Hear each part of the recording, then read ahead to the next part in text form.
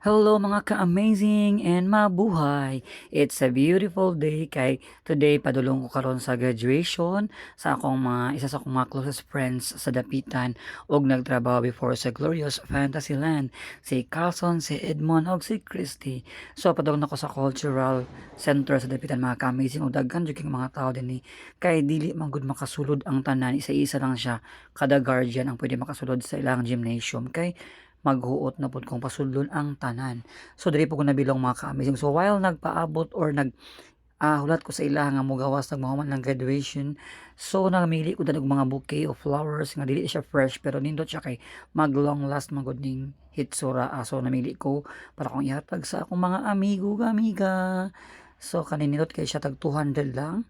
So tulo ka buok kay tulo man sila ka buok mga BFF pod nako. So thank you so much for watching. Please like, follow and share my page. Ka-amazing!